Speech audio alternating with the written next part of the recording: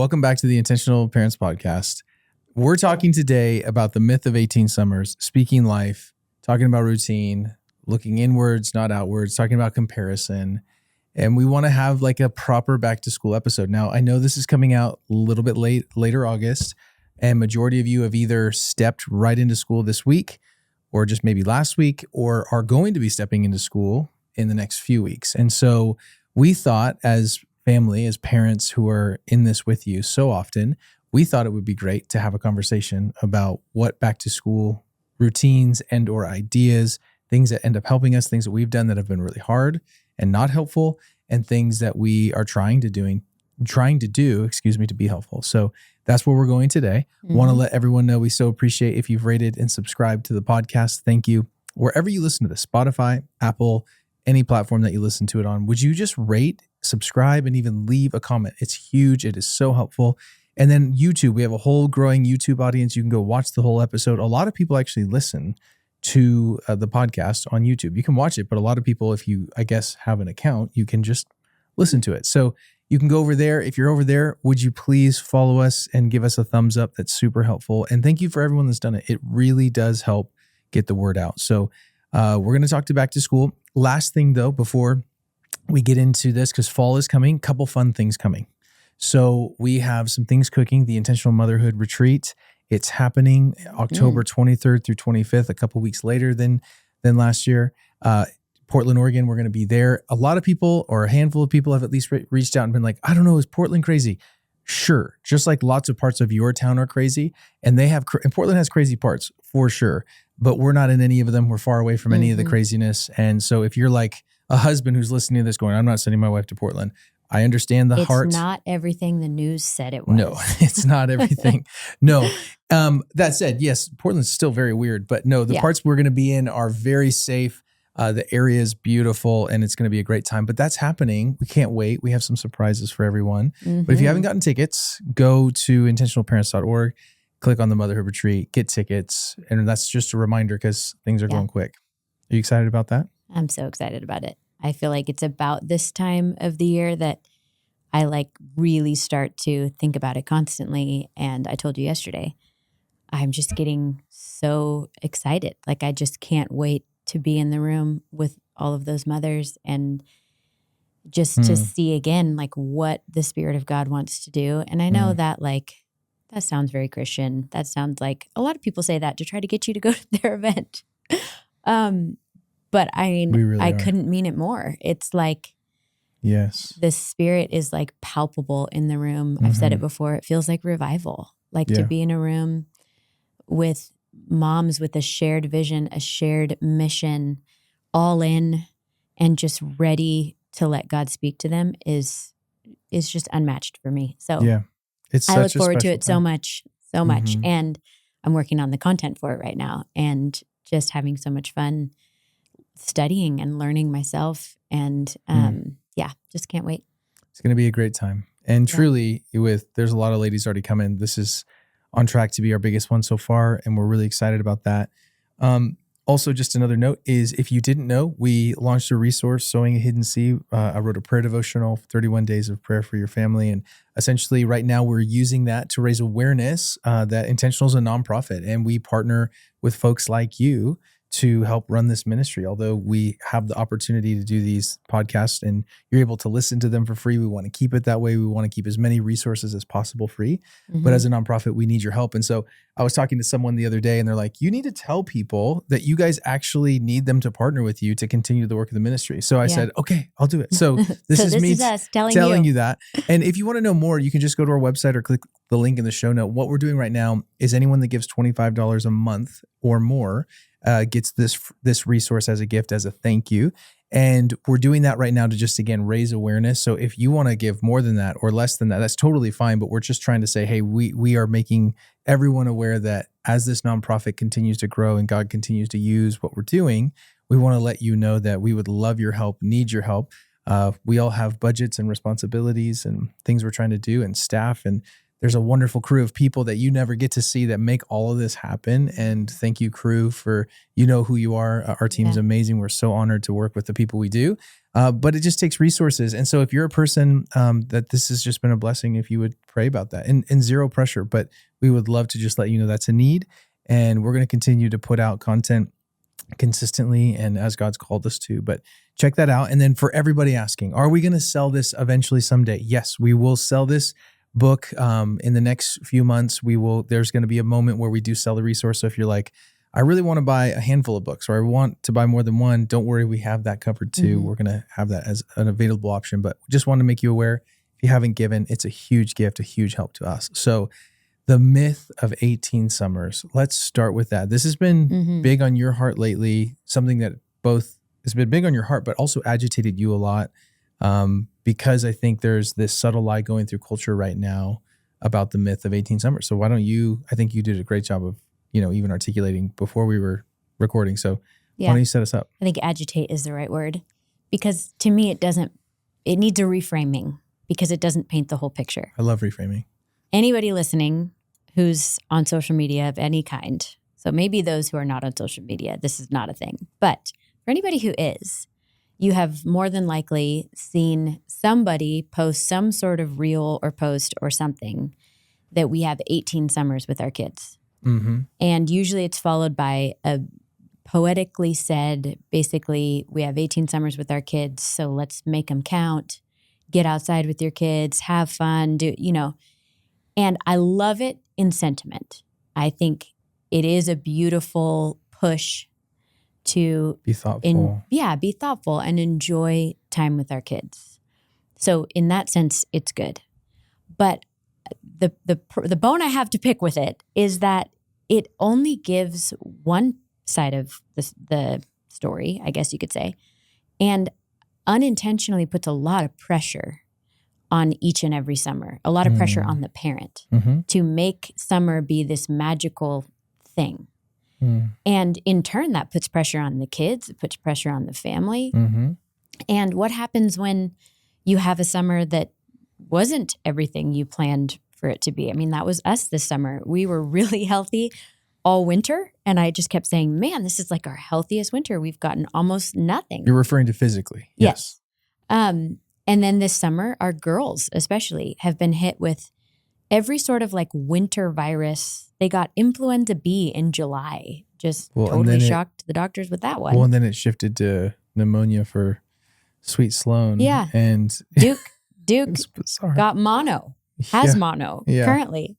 It's just been this kind of, I guess you could say, disaster of a summer in some ways. It's felt more like a winter, a bad like cold and flu season winter. So I think it's also got me thinking a lot about this because I was really looking forward to this summer and feeling a little bit of that mounting pressure. Duke turned 16. He got his license and a job, and it just feels like things are rapidly changing. They are. And we are experiencing firsthand, everything's going to shift. Everything has already shifted, and it's really going to shift in another couple of years. Yes. So I think it puts a lot of pressure, but the reframing I think we need to do is that we do not just have 18 summers with our kids. We have 18 summers with it looking a certain way. Yes. With them in our home, with a certain level of routine where we kind of decide what the summer is going to look like, what vacations we're going to do as a family, what activities we're going to do, what we're all going to do together. We have a certain level of control while they live in our home. But we don't just have 18. We have the rest of their lives and our lives being a family together in whatever that looks like, whether it's summer, winter, spring, or fall, it doesn't matter. It just is going to look different. And so we can't grasp so tightly to the summers we have when they're living in our home because that's all we've got. Like it's just not true. I even think of this summer, we got together with my whole side of the family, which we try to do. We used to do it every other year. We've been trying to do it every year. We call it Camp Comer. We've never once gone camping, but we all get together. And we enjoyed time together, all 19 of us, this summer. That's a summer outside of the 18. And so I just think like I said, I agree with it in sentiment. I just don't think it's helpful. I think it puts an undue pressure. It really does. And I think it's a scarcity mindset. Like we've talked about. It's like, oh my gosh, I only have this time with my kids. And then it almost depresses you. So it's not motivating to me. When I hear about 18 summers, I'm not motivated. I'm demotivated. Yeah. Because it's like, make you feel like a failure. Well, yeah. And so it changes. And I think I was going to say the same example. Like we're still as adults. Some of us in the room are 40 at this point. Some of us are not. It's true. And it's me. They can all know it's me. And I'll be 40. I'll be 40 in December. But at this point, we're at this age and stage of life, and we're still doing summers together with family. So I think it's a really important, just for reframing. 2 Corinthians 9:8. I love this. God is able to bless you abundantly, so that in all things, at all times, that includes your summers with your kids, having all that you need, you will abound in every good work. The kingdom is not built on scarcity, but abundance. God isn't holding out on you. He's actually inviting you to trust that he's enough, that even if your summers change drastically with your kids, it's still going to be okay, that life will still go on. And so I agree. We have to be aware of like getting out of that mindset. I think for some goal-oriented people, this is really helpful. Maybe like, I've only got 18 summers. Great. If you're demotivated by that, then you be aware of the perspective shift. I think we have a lot. But that leads us to really what we want to talk about today, and really preparing. What are some practical things? And obviously, as you guys know, if anyone's listening, we're highly practical and would love to just give like tangible ideas, things that we're doing, routines, different things that have been helpful, just really practical stuff, because there's nothing worse than people talking about the idea of parenting without getting into the weeds of it and knowing like how it actually is being at least lived out or trying to be lived out. So let's talk about these couple things. And the first one is actually, and it might surprise you, but I think is so important, is speaking life over our kids. Why don't you talk to us about that really quick, just a little bit, as far as this idea. Did I miss something? No, I'm just thinking. Yeah, there's a look that you're giving me right now. I don't know what this is. I'm thinking that the things that I have to say out the gate on this episode are like, what's the right word? Not controversial. No. Not what's your level of controversy though is not controversial. Actually, you're not very even your against the norm, whatever, like the norm, talking about 18 summers, I don't agree with it. This one came out of this is important. So I think talk about I this. think it needs to be said. It's just I'm not usually the one to say stuff like this, because I'm a peacekeeper, okay? Yeah, I was going to say even your controversial comments are like, maybe don't do that. Yes, contrarian. That's the word I'm looking for. I'm not usually a contrarian. But I feel like in the last, actually all summer long, but especially in the last month, I've had so many conversations with moms. And if you've said this to me, this is not me judging you. Please just hear me out on this. So many moms saying, I can't wait for my kids to go back to school. Or just kind of making a joking comment, rolling their eyes about how hard it is to have their kids at home, and just how difficult it is. And let me caveat what I'm about to say with, yes, it is. It totally is. I homeschool my kids, and summers are still hard because everybody's out of routine. Everybody is home more and looking to be entertained in a different way. We're out of our rhythms. So that is true. And by the end of summer, we're tired and it's hard and we've had a great time and we're exhausted and we would like things to go back to routine. And by the end of the school year, we will be saying we can't wait till summer. That's just the nature of it. That's true. So there's nothing wrong with feeling that way. But I think we have to be aware of what our kids can internalize when they hear us in conversation with others or with our spouse, or maybe we're saying it directly to them. We need to be aware of how that makes them feel and how confusing that can be to them. Because on one hand, we're saying, I love you and I love to be with you. And also, I can't wait for you to be gone. And I think we put together a list of some of those things. I think we should remember, obviously, that words shape identity. So maybe it might be helpful to even actually go through a couple of these actual scripts of what, and again, every kid's different, but I think that we have to be aware that we unintentionally, the amount of unintentional damage we do to our own kids, you and I, Elizabeth and I mean, there's a lot of stuff, and there's moments now that our kids can articulate some of those to us that we're shocked by the things that things that we would have assumed they would have been bothered by or hurt by, Yeah. like almost benign, not a big deal, and other things that have been very just like we would go, that's not a big deal, has been a big deal to them. Yeah. So it's hard because you never know which kid, but I think being aware of how you speak of your kids is important. So I think we should just go through. You want me to take a couple? You take Sure. a couple? Yeah. Yeah. So I think a big one is feeling unwanted, like I'm too much. Yeah. And I mean, the truth is sometimes kids are too much, right? Like it's a lot, and it's a lot on you, and it's a lot on your family, but you don't want to communicate that shame, that idea, like me being here is the problem. I'm, as a child, the problem to my parents. I know this one well, insecure attachment. My presence is a burden. Like the fact that I'm around is hard for you. You would prefer that I'm just not around.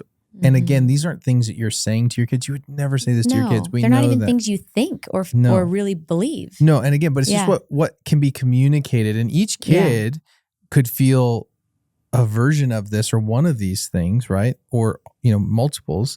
But I think the point is just to make it aware. Why don't you go with the other couple? Yeah, I mean, they're all in the similar vein, but just even can develop like this resentment towards school or the activities that happen during the school year. Like that's the place that I'm sent away, and really questioning, really wanting to like can create a mistrust of like, do you really actually enjoy me? Because like on one hand you say you do, on the other hand I hear you saying you want me to leave, and really could create, and we don't want to create this fear mindset, but could create this feeling of like people don't really want me around. And so I just think we need to be aware. That's all. They're going to hear us say stuff, whether it's something about school or something else. It's going to happen.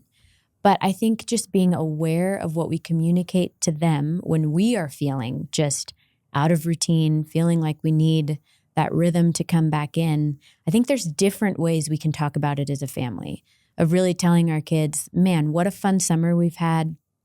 I know we all thrive better in a routine. So I'm looking forward to thriving together as a family in routine again. And I'm going to miss you while you're at school, but I can't wait to see you grow this year. Or even, I mean, we have so many listeners who homeschool like we do. And even though our kids are home year round, there is a certain structure and routine that comes in with school. The last couple of years, we've done a hybrid school. So 2 days a week, they are in a classroom. 3 days a week, we're at home. And even though they're still with me, I like can't wait for that grounded routine. It's a different form of time together. We need to say, you love the transition from summer to fall.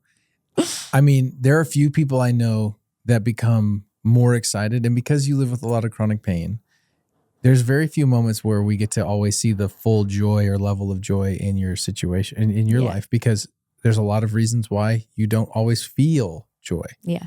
A routine, I cannot tell you come alive like especially after we've been out of routine. Amazing. Like you are just like more work than ever, and you're just so happy because there's a routine. So, I mean, I know that's your disposition. You were gone for a night, and we always like voice memo back and forth. We call it reentry, about what reentry is going to look like, kind of figuring out where each other are at, what the family needs. Oh gosh.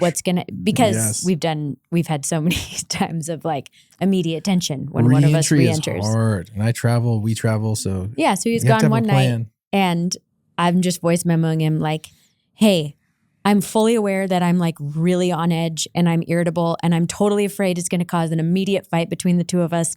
And I think it's just that I'm like really, really, really needing a routine, and we've been so out of routine. So it gets me like agitated. This week you're going to be gone, and I have pretty much the whole week to like prep the house for the school year and for the routine. And I'm like giddy. I can't wait. So what I hear in my insecure attachment is you're giddy that I'm going to be gone. Got it. I'm going to write this down, and can't wait for you to. No, but I think a couple scripts, like you said, maybe just that feeling is real. Yeah. Yes, the routine and needing it is real, but maybe just you can say that in a different way. Yeah. And some of those scripts was like, hey, summer was so sweet, wasn't it? We did all of these fun things. Now you get to enjoy the rhythm of a new season and school. And like, I'm excited for a new season. How about you? Are you excited? Like, that is so different than, oh my gosh, I cannot wait for the kids to get back in school. That has been so frustrating. Yeah. That's just a whole different type of tone. So use some of these scripts. Yeah. Well, I mean, perfect example of this. So I just went away for a few days for my 40th birthday. It was like not 10 afraid days. to say it. It felt like 10 days. Yeah. It felt like 10 It days. actually did feel like 10 days to me too. Because I was by myself. I've never been by myself for that many days.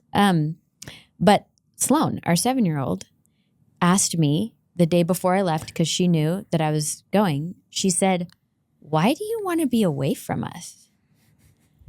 And so if that doesn't highlight the point that we're trying to make right now, I had not said to her, I cannot wait to get a break from you guys. I'd not said that once.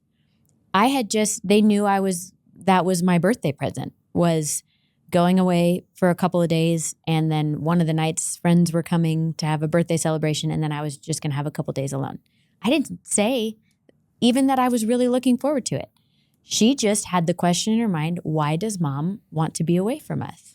Well, her particular disposition would not be able to understand that anyway, because she would love to be with people 100% of the time. So I, in that moment, had to reassure her, it's not that I want to be away from you. So I said, I love to be with you guys. I love to be with you. It's not that I just want to get away from you. It's just that I also really enjoy being alone and having time to think and to pray and to process. I also really like that. And so sometimes I have to step away from you guys, and I miss you and I love you, but because I also need that sometimes. And I can't wait to be back with you on Thursday. Yeah. So if that doesn't highlight what we're saying, I don't know what does. I think it's so funny because how this plays out, everyone's family is different, but for our family, we have two confirmed raging introverts and a third one on the way. And extroverts, I've grown a lot. So, you become more balanced. I also love that the person that wrote the book on introversion and extroversion actually wrote about a whole type called an ambivert, which is basically someone who is a little bit of both, which honestly, when you move to maturity, that's kind of part of it.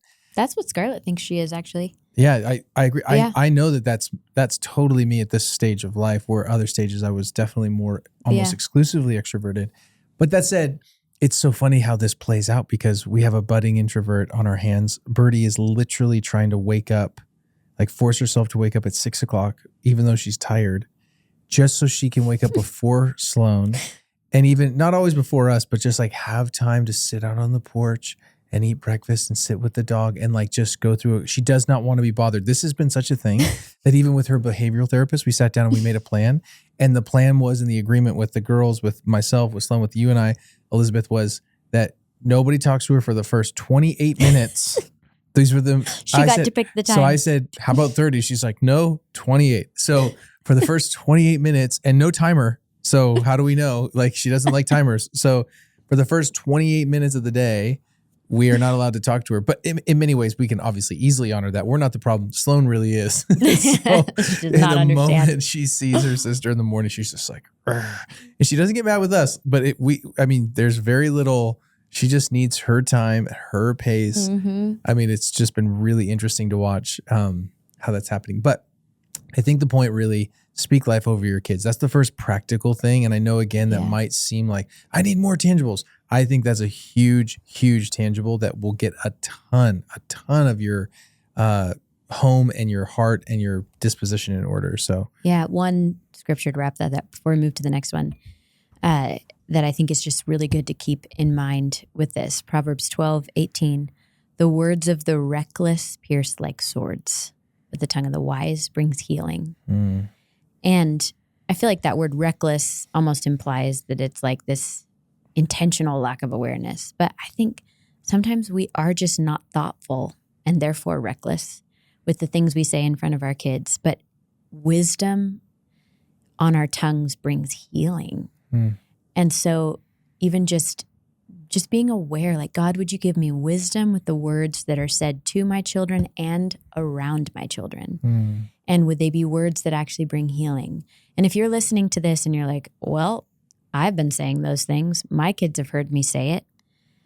It is never too late to go back and say, hey, if they're old enough, ask them some questions. Hey, you've probably heard me say I'm looking forward to you going back to school. How has that made you feel? And see what they have to say. Non-defensively, just listen to them. And they might be like, I'm fine. I'm not really looking forward to it, or I'm looking forward to it. And great. But take that moment to reassure. I just want to make sure you know it's not because I just want to be away from you. It's just that we all thrive a little better on the routine. And if they do, if they're young enough, maybe where they're not going to they might be like, oh, whatever. Definitely go back and take that time and just say, I just want to make sure you know that I love having you around. And I shouldn't have said that in front of you because that's not entirely true. I'm really just ready for us to be back in all of us in our thriving situations. It's a good reminder. But I think that's a beautiful opportunity for repair. And your kids will not forget that. I'll never forget, if my mom were here, she would be telling the story. She has story after story of hearing her mom talking on the phone, back when phones were connected to the wall, talking on the phone to her girlfriends, just so vehemently saying how ready she was to have her kids out of the house. And any longtime listeners would know that my grandma was just very verbal. You knew what she thought or felt. She did not use a lot of wisdom with her words. And they hurt. And it cut deep for my mom. I mean, she's still, those memories are so vivid for her. She still tears up. Yes. But had her mom, and if she were sitting here, I know she would say this, had her mom gone back and apologized to her, and repaired, it would have been healing to her bones. It truly would have. So yes, we all have the opportunity to bring that healing, whether it's we said something about back to school or we said something this morning because we were stressed and irritated. That is the wisdom that brings healing. I love it. I love it. Love it. Let's talk about routines. Your favorite thing, routine. I mean, honestly, this forces the conversation of routine, but what do we mean by that? There's a handful of things that have been, how do we establish a good routine? What does a good routine look like? And then really, what are some practical things and tools that you can use to maybe just figure that out for your family? So I think it has to be said right out the gate. Everyone's different. Elizabeth literally salivates and is filled with joy over the idea of a routine. Over planners, the amount of hours I've wasted trying to find the perfect planner. Oh my gosh. I don't even want it. The other night, you're just in bed, doom searching. I'm going to call it doom searching the perfect planner. I was like, I don't know if it exists. At this point, you should just make one. I think I would make a lot of money. Have a side business and just make one and sell it. Well, and here's my problem. I have this system that works for me that involves a notebook and a planner. And so I'm always looking for the planner notebook combo that's the right structure of pages so I could do it all in one book. Yeah. And it doesn't exist. But maybe what we could do is this. Listeners, if you know of one that exists, will you please reach out on social media or email us at hello@intentionalparents.org? Or if you want Elizabeth to make her own and do a side business, will you please also give us that feedback? We'd like to know. That would be helpful. And then you can know. Or if somebody wants to make it, I'll tell you how to structure it. If you make it, we will support it. We will tell people about it, but up to you. So, and also anyone that somebody sends me, I've probably already looked at, watched a YouTube video, bought and returned, wasted money on. And if you can stump her and find one that she hasn't already purchased, then we'll definitely we'll let you know. Yep. But routine is important. Let's start with, I just love, this is one of my favorite reminders of Jesus. I think one of the things that we're all about is modeling our lives after the way of Jesus, because his way was the way of flourishing. And so just a simple verse, very simple to remember, but it says Jesus often withdrew to lonely places and he prayed. And that's the thought that Jesus had, obviously regular spiritual practices. And this is so important for you. As you're starting a routine, the first thing I would say is start a rhythm of some sort of spiritual practice in your day. And start it in a very simple, if it's only 5 minutes, 5 minutes is better than no minutes. If it's 10, whatever you can give, start a spiritual rhythm where you can pray, where you can have a holy rhythm to retreat. If you can, find a favorite spot, wake up earlier than the kids, if that's the case, or after they're in bed. And I want to just say this one note, that Jesus's routine wasn't rigid, but it was rooted. And that is a really important, what's the right word? It's a very important thing to highlight. Jesus had flexibility with this. Yeah. And you have to as a parent. Like some mornings are just not going to be what they are, like what you would hope them to be. Well, most of Jesus's miracles were interruptions. Yes. But they were things he always went, like his rhythm, he went back to. That's a really great point. But what I want to highlight, I mean, I just literally had this talk with our son the other day. I was like, listen, your morning routine sucks. So let's talk about having a life like manhood 101 again. We went out to coffee and I just said, here's the things that you need to fit into your day. So even with your kids, I think you need to give this to your kids. Here's the first practical thing. Start with your kids' routine as well. Give them a little morning routine. Yeah. I would say give them, if that's like a prayer moment, make your bed, brush your teeth, like give them structure in the morning too. Yeah. If your mornings feel chaotic, make a little chart, sit down as a family, say, here's what we're going to do, and then try it. Each day will get easier as you reinforce it. I don't want to skip what we're going to say in a minute, but I just want to highlight, like even with Duke, we sat down again, he's 16. So he's in a new world where he has a job to balance. He has, he's driving, high school, all that stuff. And so I sat down, I was like, here's the 3 things you have to do before you put in AirPods and start jamming out and listening to music. He loves music. It's one of the ways he processes. I love all that. That's great. I do too. But it was like 3 things that have to happen before you jump into your day.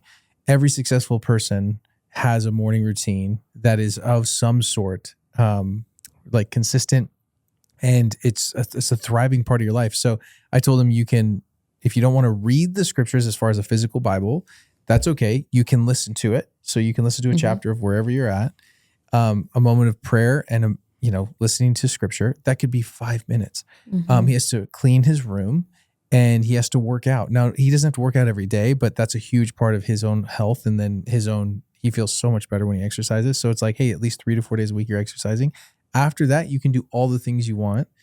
And then he's like, well, can I he drinks coffee. He's a very old soul. He's like, can I make coffee, read my Bible / listen to it and the news before? And I was like, yes, old man, you can totally do that. He just loves to know what's going on in the States. And he's like, I have this, he listens to a couple different podcasts. So I was like, sure, that's fine. So I also think he's right now, by the way, you don't know this.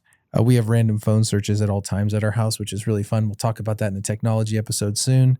But I was searching his phone he knows. So I was like, I'm looking over his phone, and in his note app, he had written up a review for our podcast, which I think do you know this? No. And it is so funny. It makes no sense.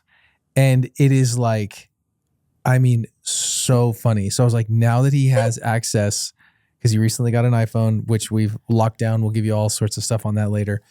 But he can listen to podcasts. And he can listen to our podcast. Not that we would ever ask him to or hope him to. But I think he's trying. So I'll let you know. I'm just saying this out loud right now. To submit some funny review? I think he's going to submit it. That is funny. And I think it was, Iron Beard 1000 was the name. So I'm just looking for Iron Beard 1000. So I can't wait. Oh my gosh. Anyway, this is not a good idea for anyone that's listening to do this, but he's our son, so this happens. Anyway, I think a routine is so important. Elizabeth, you as a routine master, as I kind of just set up, maybe some of the broad strokes, what are some of the practical things that families can do as they get back to school, as they get back into that routine that would be helpful for them? Yeah. Or at least it's been helpful for us that might be helpful for them. Yeah. Well, let me just highlight that I do love routine. I am a very routined person. I would not say that I have always done a great job in managing the routines of my kids because I grow weary of the pushback sometimes. And so I would say I am not as consistent as I would maybe like to be of always having that routine trickle down to everybody else in the family. So I just think it's important to just be honest about that of this is not me speaking from a place of I've got routine dialed with my kids and here's what you should emulate. Yeah. That's good. But I like that you said that Jesus was rooted, not rigid. And I think that I've been learning to embrace that over the years and over the last now 7 years of homeschooling, which I said I would never do. That's a long time. I still don't think I want to. But I do feel like a lot of routine rhythms, I guess, have formed out of that. And so and I wish we'd recorded this a little earlier, in the month because I know many people have started already. But if you haven't started school already, something that we've been doing for a long while now is like the pre-routine to the routine. So starting in about August, and usually it comes out of me just feeling desperate for like, oh my gosh, I've not made you guys do your chores. I've not like, you're in your pajamas till 1 o'clock every day. Like we're about to start school and we got to like start to turn this ship, but not too abruptly. And so if you haven't started yet, we kind of start to ease back into a routine. So like maybe 2 weeks ago, I redid the kids' chore charts. And what has kind of worked for us is like they have a list of just very basic things that they are required to do every morning. And we write them down because kids like to check things off lists. They like to see it. And it's things like brush your teeth, make your bed, get dressed for the day. Like I wouldn't consider those chores. Those are just like take care of yourself. And there's a lot of daily stuff on there like help empty the dishwasher if it needs to be emptied, things like that. And then each kid every day of the week, except for Saturday, which is our Sabbath, they have a chore that's assigned to them that is their kind of cleaning thing for the day. And this is entirely based off of what is helpful to me.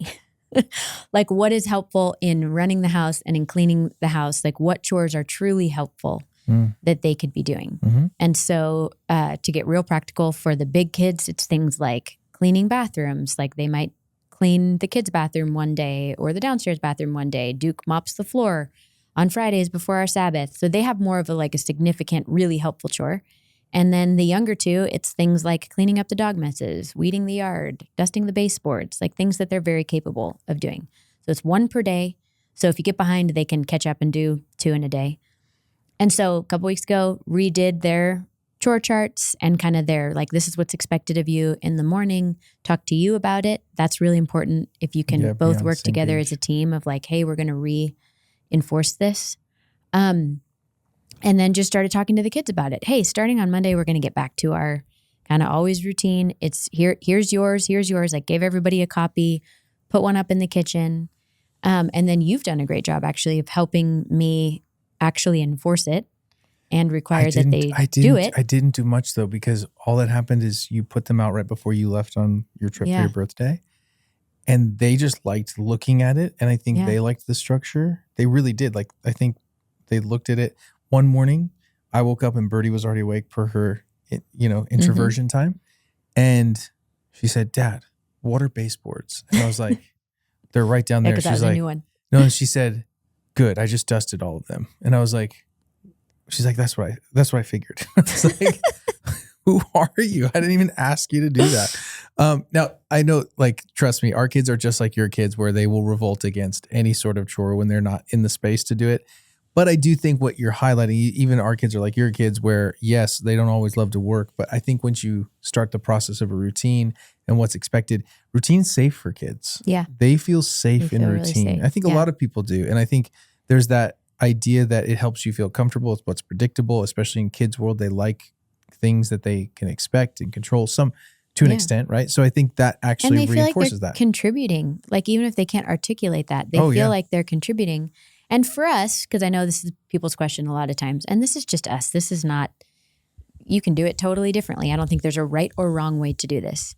For us, our kids' chores are not connected to their allowance because we don't want them to think that you get paid to do stuff around the house. Instead, we want them to think we all take care of this house together. God's given us this house to live in as a family. And it's not just mom's job. It's not just dad's job. You're not doing me a favor by doing a chore. We are working together to take care of the space that God's given us that we call home. That's good. And so allowance is to learn how to manage money. It's to have some spending money. It's to learn to tithe and to save. And it's for a different purpose. But you're not paid because you do chores. Now, if there are extra chores, if the kids are wanting to earn money and there's extra projects that would be helpful, we will pay them for that type of thing. That's just kind of how we've structured it. Again, there's not a right or wrong. I know lots of families have really creative ways of connecting money to work around the house. And I think that's great. Try it. Figure out what works. We're also going to have an episode on money soon, just so you guys know. Budgeting, the importance of it, in a family context with your kids. That's something that it comes up in our world all the time. Yeah. So just as an FYI. But the idea of rather than hitting them with a routine the first week that school starts, we're easing them back into it. We're titrating it in so that it's not so assaulting for any of us. Like that, because that's hard on the parents too, where you're like, all of a sudden you're supposed to be hyper responsible in the morning because you have school to go to, or school to start if you're homeschooled. And so just starting it before it happens. So ease in bedtime, wake up rhythms, have patience after you start that. You know, kids are adjusting emotionally, physically. So obviously extend grace, but then and patience once school starts, so much patience. You've just spent 3 months doing it completely differently. And there's going to be lots of feelings and things happening with school starting. Kids who struggle with anxiety, it's probably going to be at an all-time high. There's stress all the way around. It's an adjustment period every single time. And so we need to just know that for our kids and for us, to just have so much grace and patience, to be willing to throw the routine completely out. I think for anybody who's homeschooling, this is something that took me years to let it really sink in. But if you are homeschooling, you need to get really, really good at pivoting. And I get tired out by pivoting. I can do like one really big pivot, and then if I have to do it over and over again, it can wear me out. But homeschool is not like regular school. It has to fit in your life. And so if something is not working and you've tried it for a long enough period of time to see that it's not working, you have to be willing to try something different. And so you have to be willing to throw the whole routine out the window and try a completely different one. And so I think just so much patience and so much grace. I think lastly, before we move on, the other one is expectations. So I think obviously ease in, be patient in the process, but then create clear expectations. And expectations need to be clear, spoken out loud, and agreed upon as a family, which means that you have to sit down and you have to talk about it. And then lastly is repeat often. Kids need reminders, not lectures. We know this. Unfortunately, we all know this. So it's you sitting down as a family, hey, this is what we're going to do. And then probably that night reminding them again before bed. In the morning, hey, remember, this is what we're doing. 2 days go by. Hey, guys, remember, this is what we're doing. This is the expectation. This is what we agreed upon. And I think that is how you establish these new routines in a family, especially as, you know, rhythms happen. Some of the things just get figured for themselves. Some sports schedules, school schedules. Like there's certain things that will naturally kind of force you to be like, okay, we're locked into this. But I think outside of that, you can be really clear, speak out your expectations of what you expect of your kids. And then they need to be agreed upon. So, and that doesn't mean your kids have to feel excited about it. Because I mean, our kids do not usually feel excited about, hey, we're going to step into this rhythm and you're going to have chores. They'll be like, ugh. Well, and oftentimes the reminders, even if they've been doing it for months, you remind them, go do your morning routine. Oh, I don't want to do my morning routine. Like that's just normal. It's normal. If your kid is doing that, you're normal. We're normal. So routine, start it, establish it, make it happen. And then lastly, and briefly, but also it has to be said because of the culture we live in, is we have to look in, not out. We have to guard against comparison of our kids, of our situation, of our school routine, of our rhythms. The older I get, which is not as old as you yet, sweetheart. I'm getting close. You young fella. It's so comical because you're only 4 months older, but it just feels like this year especially. It's just, you're in a whole new decade. And you're far better looking than me in general, but also just in general. But I think it's really interesting how over time you realize that we know, Elizabeth and I, that our kids each are unique and different. And we know our family's different. I always I'm pretty consistently surprised when I have friends or come across other families and their situation is just objectively a lot easier. Like I'll look at it and like the way that their kids move through the world, what they need, how their family works, it just works really good. And it's pretty smooth and the tension is pretty low and they've figured out a lot for themselves. And whether that's just seemingly, well, some of the dispositions some of it's their own disposition. Some of it's their own personalities. Maybe they just don't have some of those extreme personalities. All I'm saying is that it is never helpful to compare because No. you and your own family have your own set of unique dynamics, rules, personality sets, dysfunction, and functions, which are both beautiful and hard. And there is nothing that will derail your joy quicker, confuse you, irritate you, distract you, pull you out of your own family than comparing yourself to another. So if you see a family that's doing a bunch and their kids are succeeding and they have all this space and seeming energy to do every sport that ever Or existed, money or and the capacity, and they have, then it works, and every time you see them, they're like happy and healthy and joyful, and they're busy as all get out, and you're like, I can't even make it through bedtime. That's a very real feeling, and that's your stage, and that's your life, and there's nothing wrong with the people that are thriving, and there's nothing wrong with you. Yeah. And so I think that's just something we can talk a little more about it, but I think Galatians 6:4, I just wanted to share this verse because I think in the arena of comparison, Jesus, the scripture speaks so much to this idea. Like the cultural thing we feel all the time is actually been spoken about for millennia. But let each one test his or her own work, and then his or her reason to boast will not be in yourself alone, and not your neighbor as well. And so this idea, like, you have to test your own work, your own family, your own situation, your own disposition, your own kids' needs. Yeah. And if you get outside of that, it's really clear it's going to get messy very quickly. And most of us live in a constant state of even unaware comparison. Yeah. We're almost doing it like without even thinking or being conscious of it. It's unconscious comparison. So what are your thoughts on that, honey? I just know that it's so important for families not to live in that as they start this school year. Well, I think comparison, we've all heard it said, comparison is the thief of joy, and that's true. But comparison is also the thief of presence. It completely snaps us out of being present to the needs of the actual people in our house, or being present to our own wiring and ability and gifting and calling, like what God is asking you to do. And I don't just mean like calling on like a grand scale, these big things we're supposed to do for God. I mean the day-to-day life he's called you to.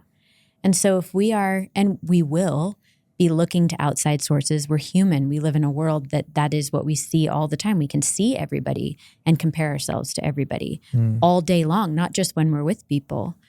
But when we do that, we are completely snapped out of presence with God and presence with the people that he's put in our home. And so I think it has to become this like discipline in our lives to recognize when our minds are shifting there and ask God to help us come back to what are you asking me to do today, right now, with my family. And for some of you, that will be your kids in public school and you're in that rhythm. For some of you, it will be private school. For some of you, it might be homeschool and it might surprise you. That's our story. I hate it when people say to me, like, you're super mom. I don't know how you homeschool and do all those things, because I feel like I'm doing it because this is what is needed for my family in this season. That's why I'm doing it. I'm not doing it because have some greater capacity than others, and I'm not doing it in some idealistic way that looks beautiful and amazing. I am just trying to do just enough so that everybody can make it in the world. Like that's literally my goal, of like to do just a good enough job that everybody's okay out in the world someday. Yeah, absolutely. Because that's what I know God's called me to do for right now. And I have to reevaluate it over and over and over again. And I think we all need to be doing that with our families and just learning to catch ourselves when we compare, because we'll compare to how somebody else started school, what somebody else's school routine was, all the sports somebody else is able to manage. And we feel like we can hardly handle one. That's okay. Yeah, it's okay. a very normal thing. And I love that comparison is the thief of presence. And that could not be more true. It just takes you out of your own life and frustrates you. And it's an opportunity for the enemy to come in and to completely destroy, overwhelm, defeat, depress you. And so as you're jumping back into school, I know that this is a lot. There's a lot of details that to think through in your own life, and hopefully you can take some of these things, but have hope. You don't need to be scared of the myth of 18 summers. You got more than that. Speak life, build in a beautiful routine, just like Jesus did. It wasn't rigid, but it was rooted. Be specific about that. And remember that comparison is the thief of presence. And as we step into this with the Spirit's power, man, the school year is not going to be perfect, but I think that it will be far more equipped by the power of the Spirit in us to experience some joy and some help for our kids. So listen to it, write stuff down if it's helpful. Thank you for listening. We'll be back next week.